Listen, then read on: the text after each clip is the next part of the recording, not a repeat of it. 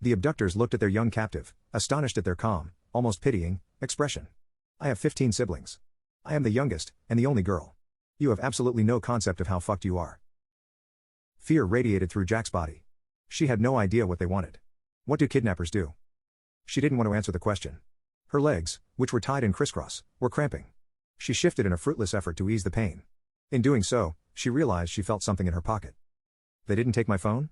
Jack shifted again, feeling the case press slightly against her thigh through the pocket. Are they stupid? Rodrigo would have realized I was gone by now. The first thing he'd do is track my phone. The next thing he'd do is call and see if I lie about where I am. She tried to remember if she'd kept her ringer on or not, but shook off the thought.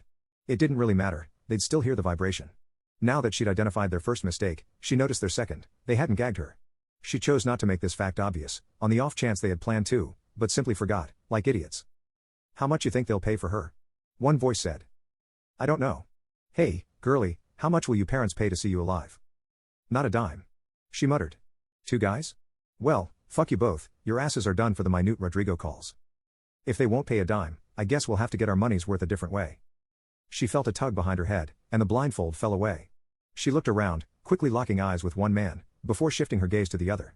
The first man was gross to her, he was the sort of fat that made him seem grubby in nature, his grumpy hands and stumpy fingers clutching the blindfold. She hoped they'd never put it back on, she didn't want to have anything he touched anywhere near her. His face was no better, resembling a bug-eyed pig in her imagination, with most of his greasy, brown hair lost to male-pattern baldness.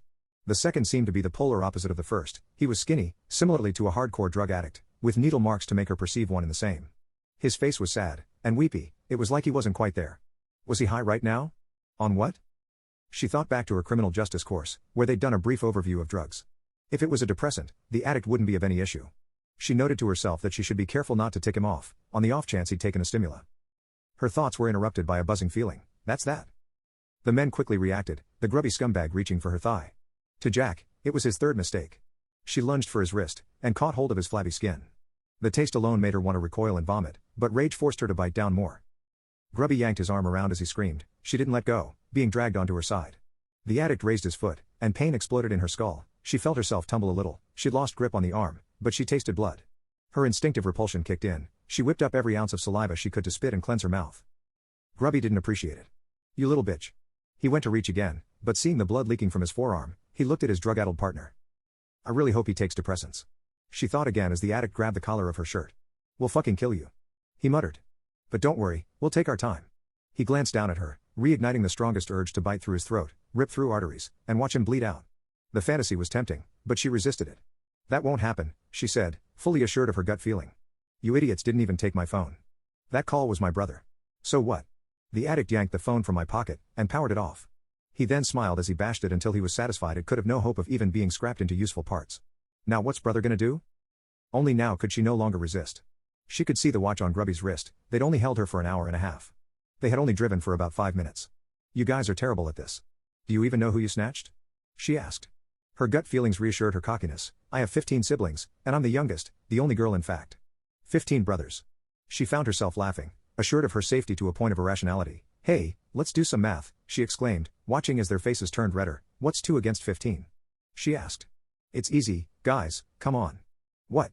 Couldn't cut in at school? Is that why you had to suck at kidnapping? She saw the fist coming. For some reason, she didn't believe it would hit her. Even if it did, she was still winning. Pain exploded across her skull. As she was pulled back up, she could feel a welt already forming on her cheek. The answer, she coughed, is that you have absolutely no concept of how fucked you are. She began laughing again. You little shit. The addict wrapped his hands around her neck. She was shocked to see he could touch her at all. She had felt invincible a mere moment ago. I'll fucking K. A loud bash shook the truck. Half a second later, one of the doors whipped open. Her invincibility was restored.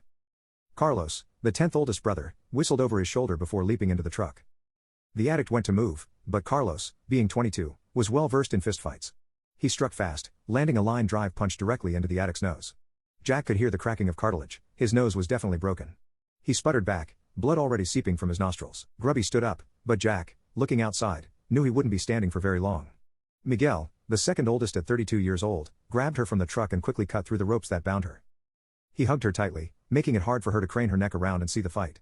She realized that Felipe, who was 19, and Juan, who was 17, had jumped into the truck and already thrown a few punches, with Rafael, who was 20, leaping in behind. Rodrigo, who was 33, stopped by her, nodding Miguel onward. Hey, Did they do a damn thing to you?